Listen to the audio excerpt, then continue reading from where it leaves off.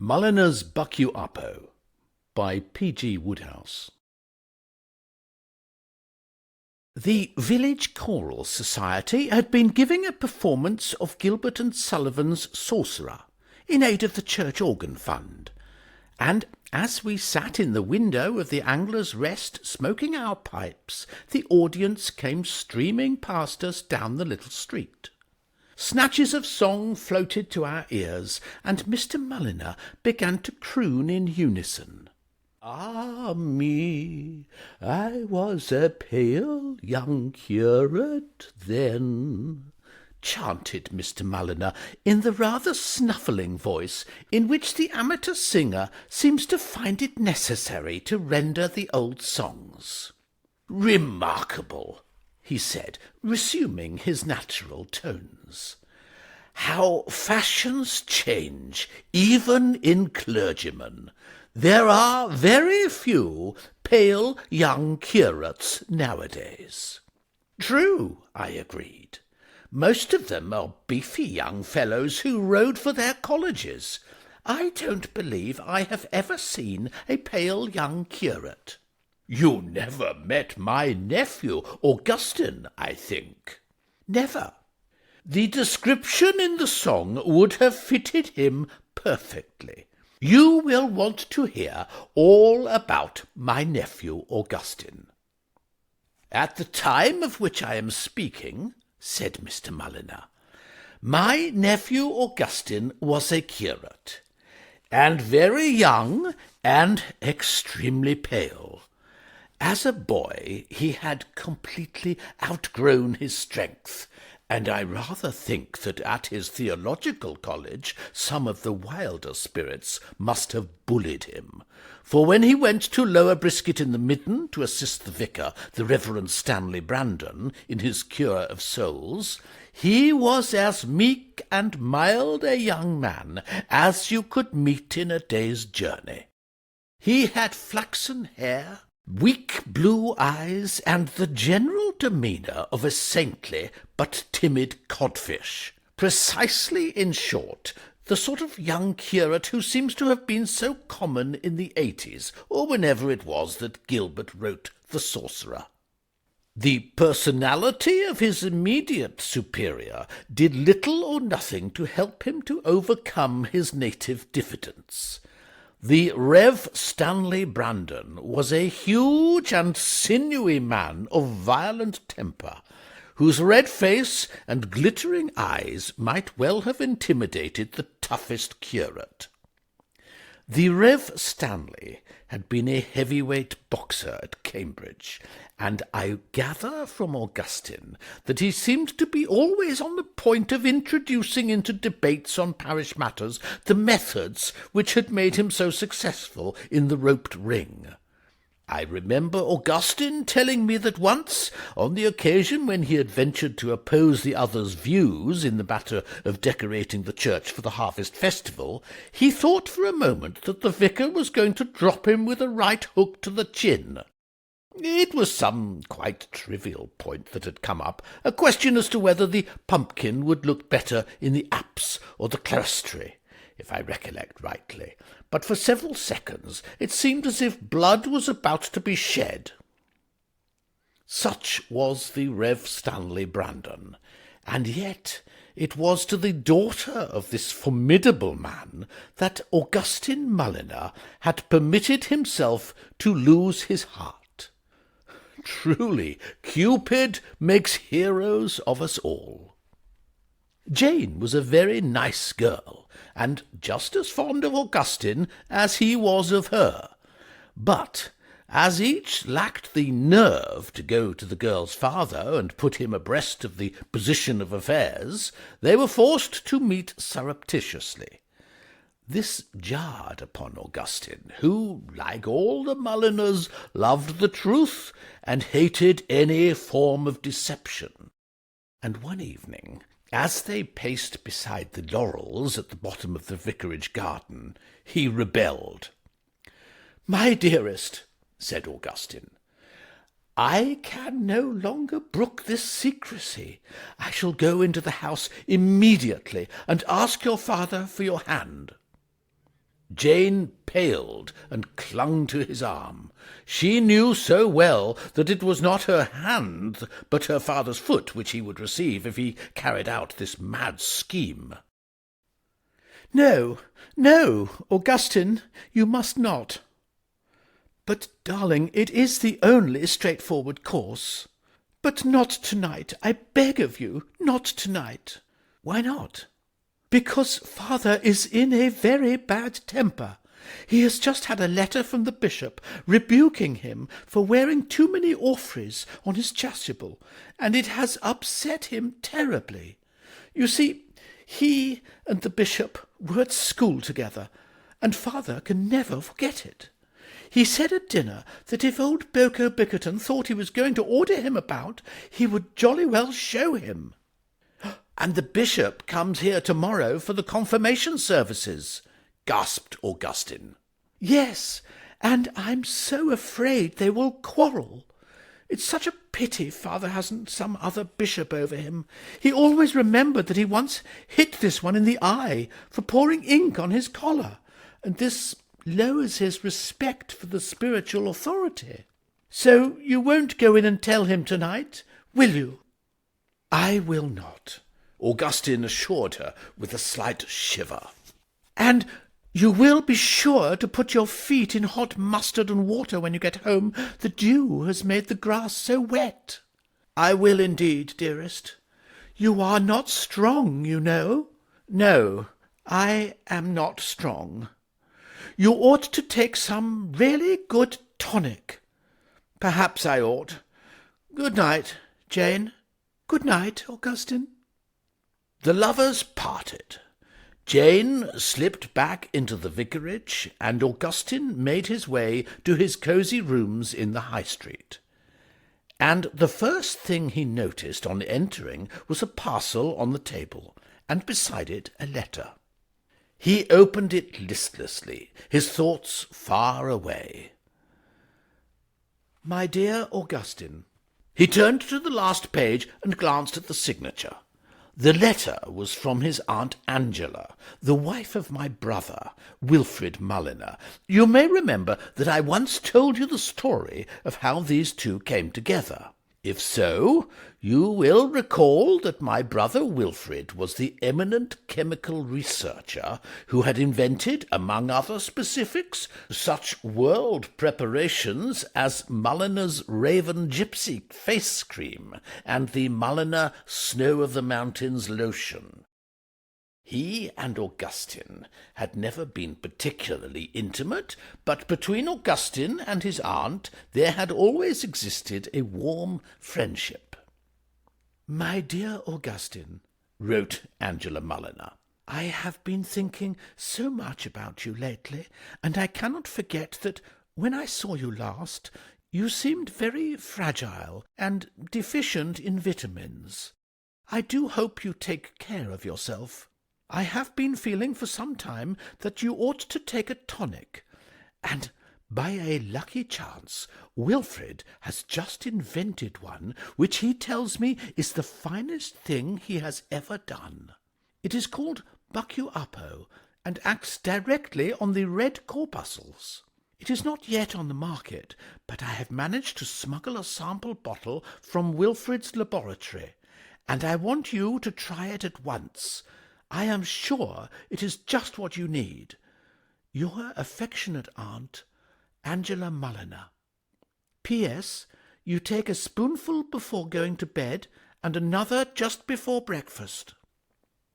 Augustine was not an unduly superstitious young man, but the coincidence of this tonic arriving so soon after Jane had told him that a tonic was what he needed affected him deeply.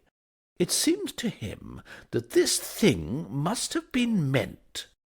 He shook the bottle, uncorked it, and pouring out a liberal tablespoonful, shut his eyes and swallowed it. The medicine, he was glad to find, was not unpleasant to the taste. It had a slightly pungent flavour, rather like old boot soles beaten up in sherry. Having taken the dose, he read for a while in a book of theological essays, and then went to bed. and as his feet slipped between the sheets, he was annoyed to find that Mrs. Wardle, his housekeeper, had once more forgotten his hot-water bottle. "Oh, dash!" said Augustine. He was thoroughly upset. He had told the woman over and over again that he suffered from cold feet and could not get to sleep unless the dogs were properly warmed up. He sprang out of bed and went to the head of the stairs. "Mrs. Wardle!" he cried. There was no reply. "Mrs. Wardle!"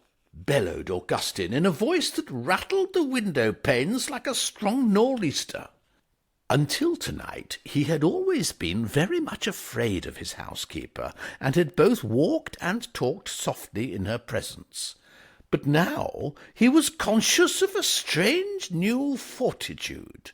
His head was singing a little, and he felt equal to a dozen Mrs. Wardles. Shuffling footsteps made themselves heard.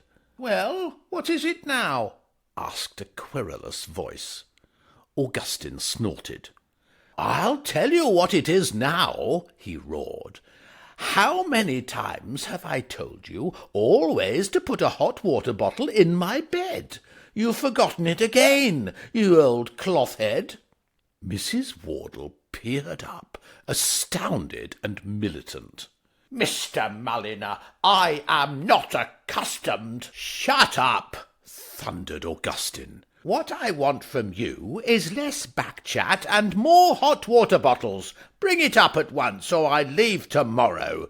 Let me endeavour to get it into your concrete skull that you aren't the only person letting rooms in this village. Any more lip, and I walk straight round the corner, where I'll be appreciated. Hot-water bottle, ho, and look slippy about it." "Yes, Mr. Mulliner, certainly, Mr. Mulliner. In one moment, Mr. Mulliner." "Action, action!" boomed Augustine. "Show some speed, put a little snap into it." "Yes, yes, most decidedly, Mr. Mulliner," replied the chastened voice from below. An hour later, as he was dropping off to sleep, a thought crept into Augustine's mind. Had he not been a little brusque with Mrs. Wardle? Had there not been in his manner something a shade abrupt, almost rude? Yes, he decided regretfully, there had. He lit a candle and reached for the diary which lay on the table at his bedside. He made an entry. "The meek shall inherit the earth. Am I sufficiently meek, I wonder? This evening, when reproaching Mrs. Wardle, my worthy housekeeper, for omitting to place a hot-water bottle in my bed, I spoke quite crossly. The provocation was severe, but still I was surely to blame for allowing my passions to run riot. Mem. Must guard against this." But when he woke next morning, different feelings prevailed. He took his ante-breakfast dose of Buck-U-Uppo, and, looking at the entry in the diary, could scarcely believe that it was he who had written it. Quite cross? Of course he had been quite cross. Wouldn't anybody be quite cross who was for ever being persecuted by beetle-wits who forgot hot-water bottles? Erasing the words with one strong dash of a thick leaded pencil, he scribbled in the margin a hasty "mashed potatoes, served the old idiot right," and went down to breakfast. He felt most amazingly fit. Undoubtedly, in asserting that this tonic of his acted forcefully upon the red corpuscles, his uncle Wilfrid had been right. Until that moment, Augustine had never supposed that he had any red corpuscles, but now, as he sat waiting for Mrs. Wardle to bring him his fried egg, he could feel them dancing about all over him. They seemed to be forming rowdy parties and sliding down his spine. His eyes sparkled, and from sheer joy of living he sang a few bars from the hymn for those of riper years at sea. He was still singing when Mrs. Wardle entered with a dish. "What's this?" demanded Augustine, eyeing it dangerously. "A nice fried egg, sir." "And what, pray, do you mean by nice? It may be an amiable egg, it may be a civil, well-meaning egg, but if you think it is fit for human consumption, adjust that impression. Go back to your kitchen, woman, select another, and remember this time that you are a cook, not an incinerating machine. Between an egg that is fried and an egg that is cremated, there is a wide and substantial difference. This difference, if you wish to retain me as a lodger in these far too expensive rooms, you will endeavour to appreciate." The glowing sense of well-being with which Augustine had begun the day did not diminish with the passage of time. It seemed indeed to increase. So full of effervescing energy did the young man feel that, departing from his usual custom of spending the morning crouched over the fire, he picked up his hat, stuck it at a rakish angle on his head, and sallied out for a healthy tramp across the fields. It was while he was returning, flushed and rosy, that he observed a sight which is rare in the country districts of England, the spectacle of a bishop running. It is not often in a place like Lower Brisket in the Midden that you see a bishop at all, and when you do, he is either riding in a stately car or pacing at a dignified walk. This one was sprinting like a Derby winner, and Augustine paused to drink in the sight. The bishop was a large, burly bishop, built for endurance rather than speed, and he was making excellent going. He flashed past Augustine in a whirl of flying gaiters, and then, proving himself thereby no mere specialist, but a versatile all-round athlete, suddenly dived for a tree and climbed rapidly into its branches. His motive, Augustine readily divined, was to elude a rough, hairy dog which was toiling in his wake. The dog reached the tree a moment after his quarry had climbed it, and stood there, barking. Augustine strolled up. Having a little trouble with the dumb friend, Bish?" he asked, genially. The bishop peered down from his eyrie. "Young man," he said, "save me, save me." "Right, most indubitably ho," replied Augustine. "Leave it to me." Until to-day he had always been terrified of dogs, but now he did not hesitate.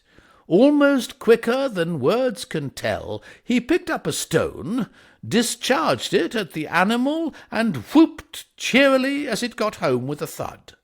The dog, knowing when he had had enough, removed himself at some 45 mph, and the bishop, descending cautiously, clasped Augustine's hand in his. "My preserver," said the bishop. "Don't give it another thought," said Augustine cheerily.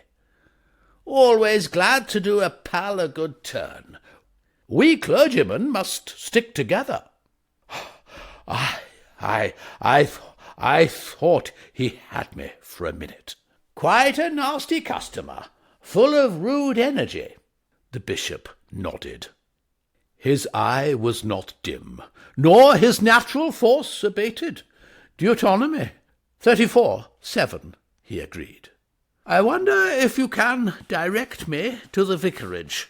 I fear I have come a little out of my way." "I'll take you there." "Oh, thank you. Perhaps it would be as well if you did not come in. I have a serious matter to discuss with old Pieface. With the Rev. Stanley Brandon.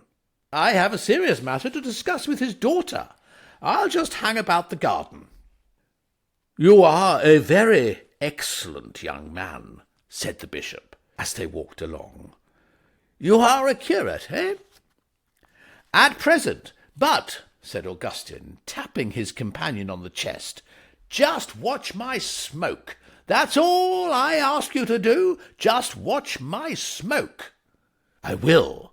You should rise to great heights, to the very top of the tree." "Like you did just now, eh? Ha ha!"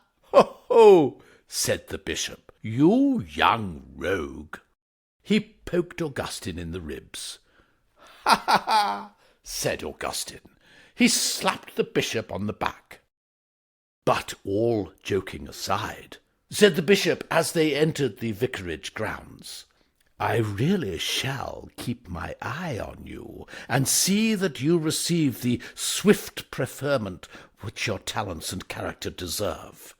I say to you, my dear young friend, speaking seriously and weighing my words, that the way you picked that dog off with that stone was the smoothest thing I ever saw. And I am a man who always tells the strict truth. Great is truth and mighty above all things. Esdras 4:41, said Augustine. He turned away and strolled towards the laurel bushes, which were his customary meeting-place with Jane. The bishop went on to the front door and rang the bell. Although they had made no definite appointment, Augustine was surprised when the minutes passed and no Jane appeared. He did not know that she had been told off by her father to entertain the bishop's wife that morning and show her the sights of Lower Brisket in the Midden.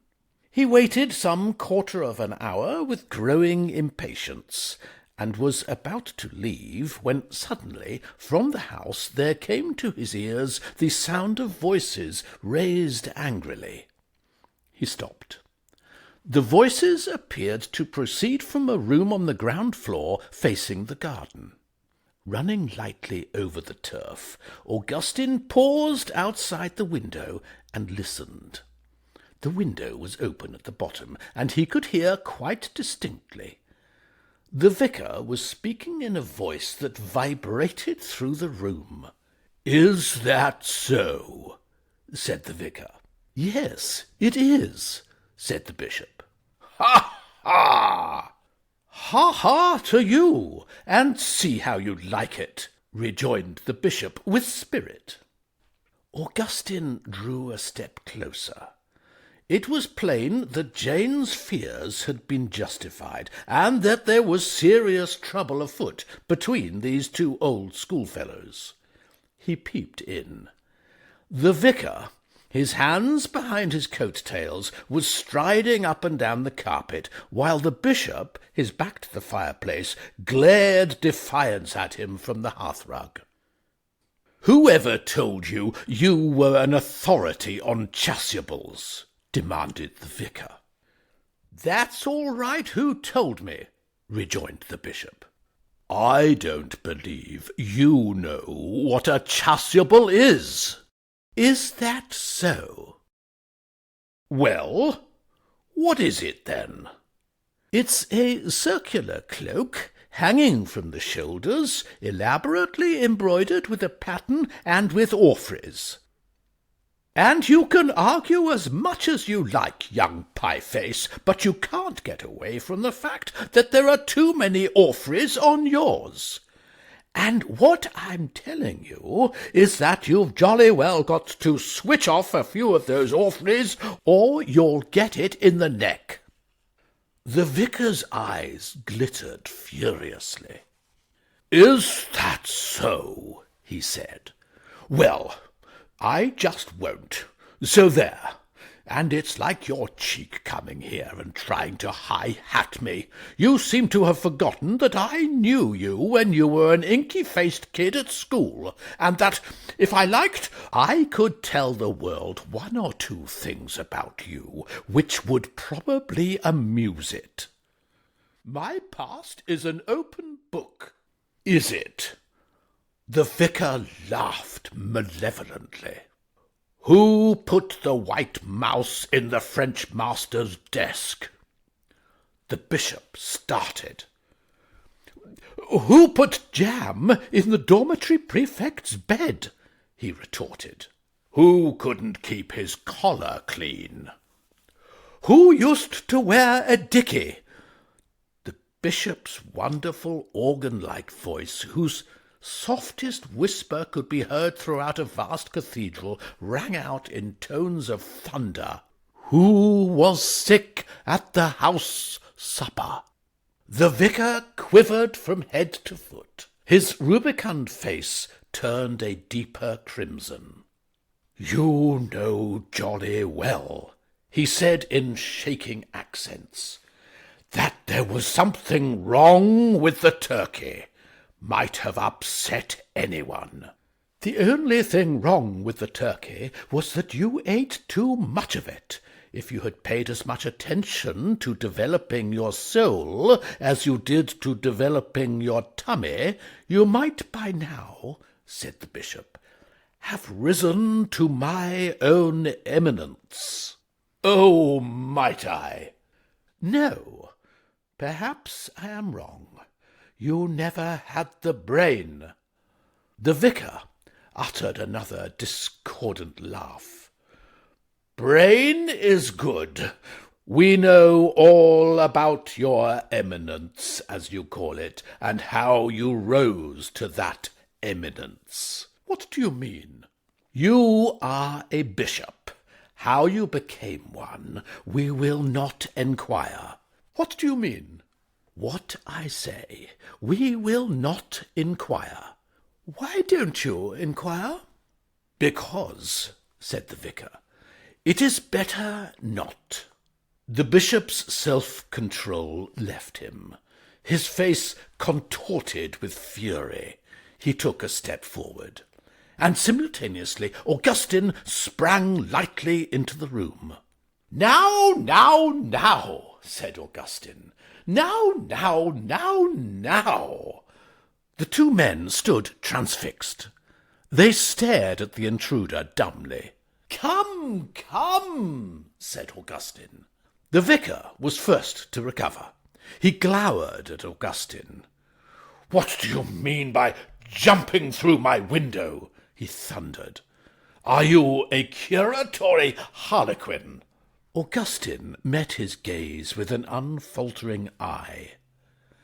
I am a curate, he replied, with a dignity that well became him.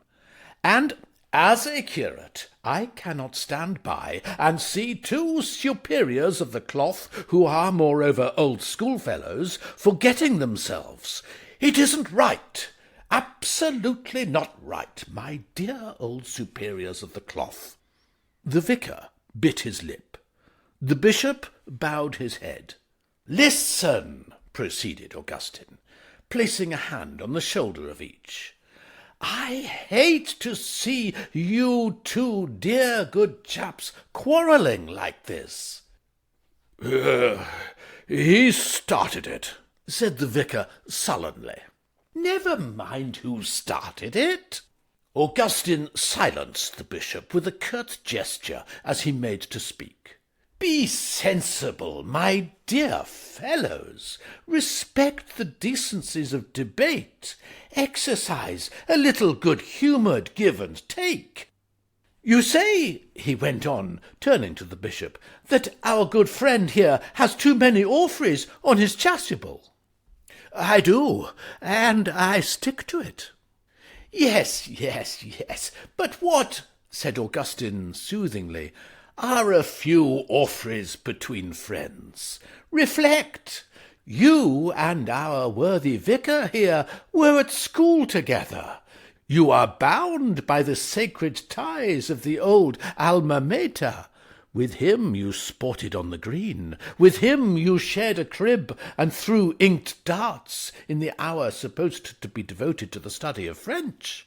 Do these things mean nothing to you? Do these memories touch no chord? He turned appealingly from one to the other. Vicar! Bish! The vicar had moved away and was wiping his eyes. The bishop fumbled for a pocket handkerchief. There was a silence. "Sorry, Pieface," said the bishop in a choking voice. "Shouldn't have spoken as I did, Boko," mumbled the vicar. "If you want to know what I think," said the bishop, "you are right in attributing your indisposition at the house supper to something wrong with the turkey. I recollect saying at the time that the bird should never have been served in such a condition. And when you put that white mouse in the French master's desk," said the vicar, "you performed one of the noblest services to humanity of which there is any record. They ought to have made you a bishop on the spot." "Oh, Pieface! Boko!" The two men clasped hands. "Splendid!" said Augustine. "Everything hotsy-totsy now?" "Quite. As far as I am concerned, completely hotsy-totsy," said the bishop. He turned to his old friend solicitously. "You will continue to wear all the orphreys you want, will you not, Pieface?" No, I see now that I was wrong. From now on, Boko, I abandon orphreys altogether." "But, Pieface—" "It's all right," the vicar reassured him. "I can take them or leave them alone." "Oh, splendid fellow!" The bishop coughed to hide his emotion, and there was another silence. "I think, perhaps," he went on after a pause, "I should be leaving you now, my dear chap, and going in search of my wife. She is with your daughter, I believe, somewhere in the village. They are coming up the drive now. Ah, yes, I see them. A charming girl, your daughter." Augustine clapped him on the shoulder. "Bish!" he exclaimed. "You said a mouthful. She is the dearest, sweetest girl in the whole world, and I should be glad, vicar, if you would give your consent to our immediate union. I love Jane with a good man's fervour, and I am happy to inform you that my sentiments are returned. Assure us, therefore, of your approval, and I will go at once and have the banns put up." The vicar leapt as though he had been stung. Like so many vicars, he had a poor opinion of curates, and he had always regarded Augustine as rather below than above the general norm or level of the despised class. "What?" he cried. "A most excellent idea," said the bishop, beaming. "A very happy notion, I call it." "My daughter!" The vicar seemed dazed. "My daughter marry a curate?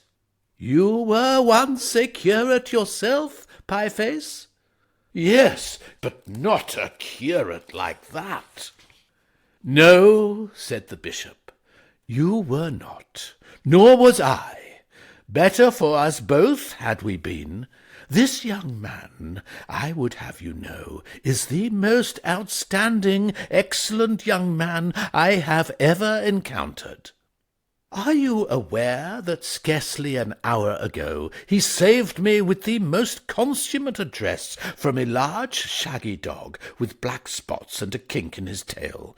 I was sorely pressed, Pie-face, when this young man came up, and with a readiness of resource and an accuracy of aim which it would be impossible to overpraise, got that dog in the short ribs with a rock, and sent him flying. The vicar seemed to be struggling with some powerful emotion. His eyes had widened. A dog with black spots. Very black spots, but no blacker, I fear, than the heart they hid. And he really plugged him in the short ribs, as far as I could see, squarely in the short ribs. The vicar held out his hand. "Mulliner," he said, "I was not aware of this. In the light of the facts which have just been drawn to my attention, I have no hesitation in saying that my objections are removed.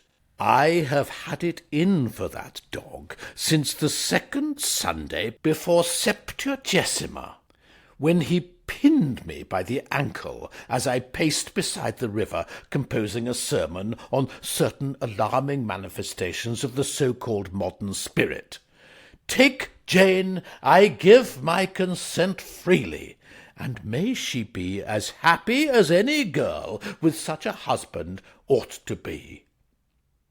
A few more affecting words were exchanged, and then the bishop and Augustine left the house.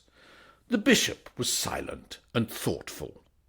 "I owe you a great deal, Mulliner," he said at length. "Oh, I don't know," said Augustine. "Would you say that?" "A very great deal. You saved me from a terrible disaster. Had you not leapt from that window at that precise juncture and intervened, I really believe I should have pasted my dear old friend Brandon in the eye. I was sorely exasperated." "Our good vicar can be trying at times," agreed Augustine. "My fist was already clenched, and I was just hauling off for the swing when you checked me. What the result would have been had you not exhibited a tact and discretion beyond your years, I do not like to think. I might have been unfrocked." He shivered at the thought, though the weather was mild. "I could never have shown my face at the Athenaeum again. But, tut, tut," went on the bishop, patting Augustine on the shoulder, "let us not dwell on what might have been. Speak to me of yourself. The vicar's charming daughter. You really love her?" "I do, indeed." The bishop's face had grown grave. "Think well, Mulliner," he said. "Marriage is a serious affair. Do not plunge into it without due reflection. I myself am a husband, and though singularly blessed in the possession of a devoted helpmeet, cannot but feel sometimes that a man is better off as a bachelor. Women, Mulliner, are odd." "True," said Augustine. "My own dear wife is the best of women, and, as I never weary of saying, a good woman is a wondrous creature, cleaving to the right and good under all change. Lovely in youthful comeliness, lovely all her life in comeliness of heart, and yet—" "And yet?" said Augustine. The bishop mused for a moment. He wriggled a little with an expression of pain, and scratched himself between the shoulder-blades. "Well, I'll tell you," said the bishop. "It is a warm and pleasant day to-day, is it not?" "Exceptionally clement," said Augustine. "A fair, sunny day, made gracious by a temperate westerly breeze.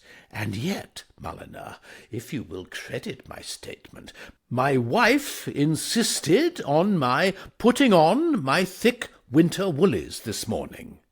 "Truly," sighed the bishop, As a jewel of gold in a swine's snout, so is a fair woman which is without discretion. Proverbs 11:21. 22, corrected Augustine. I should have said 22. They are made of thick flannel, and I have an exceptionally sensitive skin. Oblige me, my dear fellow, by rubbing me in the small of the back with the ferrule of your stick. I think it will ease the irritation. But my poor dear old Bish, said Augustine sympathetically, this must not be. The bishop shook his head ruefully. You would not speak so hardily, Mulliner, if you knew my wife. There is no appeal from her decrees. Nonsense, cried Augustine cheerily. He looked through the trees to where the Lady Bishopess, escorted by Jane, was examining a lobelia through her lorgnette with just the right blend of cordiality and condescension. I'll fix that for you in a second. The bishop clutched at his arm. My boy, what are you going to do? I'm just going to have a word with your wife and put the matter up to her as a reasonable woman. Thick winter woolies on a day like this? Absurd, said Augustine. Preposterous! I never heard such rot. The bishop gazed after him with a laden heart. Already he had come to love this young man like a son, and to see him charging so light-heartedly into the very jaws of destruction afflicted him with a deep and poignant sadness. He knew what his wife was like when even the highest in the land attempted to thwart her, and this brave lad was but a curate. In another moment she would be looking at him through her lorgnette, and England was littered with the shrivelled remains of curates at whom the Lady Bishopess had looked through her lorgnette.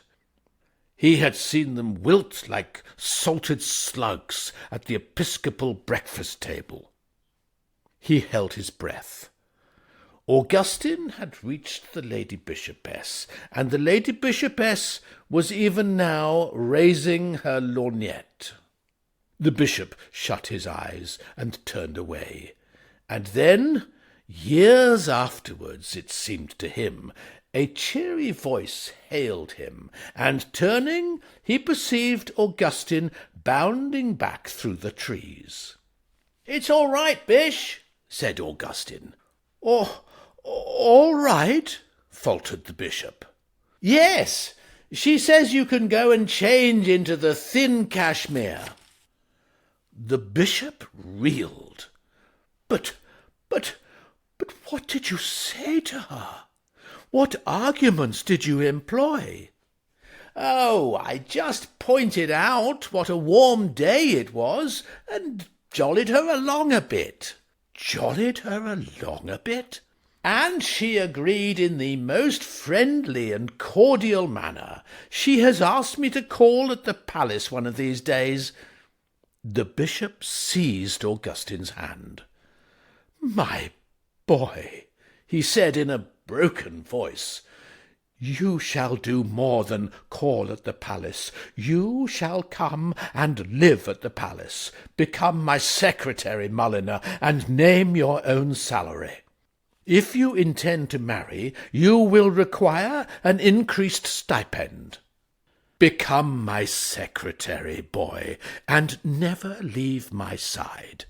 I have needed somebody like you for years." It was late in the afternoon when Augustine returned to his rooms, for he had been invited to lunch at the vicarage, and had been the life and soul of the cheery little party. "A letter for you, sir," said Mrs. Wardle obsequiously. Augustine took the letter. "I am sorry to say I shall be leaving you shortly, Mrs. Wardle." "Oh, sir, if there's anything I can do—" "Oh, it's not that. The fact is, the bishop has made me his secretary, and I shall have to shift my toothbrush and spats to the palace, you see." "Well, fancy that, sir. Why, you'll be a bishop yourself one of these days." "Possibly," said Augustine. "Possibly. And now let me read this." He opened the letter. A thoughtful frown appeared on his face as he read. "My dear Augustine, I am writing in some haste to tell you that the impulsiveness of your aunt has led to a rather serious mistake. She tells me that she dispatched to you yesterday by parcels post a sample bottle of my new Buck-U-Uppo, which she obtained without my knowledge from my laboratory. Had she mentioned what she was intending to do, I could have prevented a very unfortunate occurrence. Mulliner's Buck-U-Uppo is of two grades or qualities, the A and the B. The A is a mild but strengthening tonic designed for human invalids. The B, on the other hand, is purely for circulation in the animal kingdom, and was invented to fill a long-felt want throughout our Indian possessions. As you are doubtless aware, the favourite pastime of the Indian Maharajas is the hunting of the tiger of the jungle from the backs of elephants, and it has happened frequently in the past that hunts have been spoiled by the failure of the elephant to see eye to eye with its owner in the matter of what constitutes sport. Too often, elephants, on sighting the tiger, have turned and galloped home, and it was to correct this tendency on their part that I invented Mulliner's Buck-U-Uppo B. 1 teaspoonful of the Buck-U-Uppo B, administered in its morning bran mash, will cause the most timid elephant to trumpet loudly and charge the fiercest tiger without a qualm. Abstain, therefore, from taking any of the contents of the bottle you now possess, and believe me, your affectionate uncle, Wilfrid Mulliner. Augustine remained for some time in deep thought after perusing this communication. Then, rising, he whistled a few bars of the psalm appointed for the 26th of June and left the room. Half an hour later, a telegraphic message was speeding over the wires. It ran as follows: Wilfrid Mulliner, The Gables, Lesser Lossingham, Salop. Letter received. Send immediately, C.O.D., 3 cases of the B. Blessed shall be thy basket and thy store. Deuteronomy 28:5. Augustine. And that was Mulliner's Buck-U-Uppo, read by Nick Martin.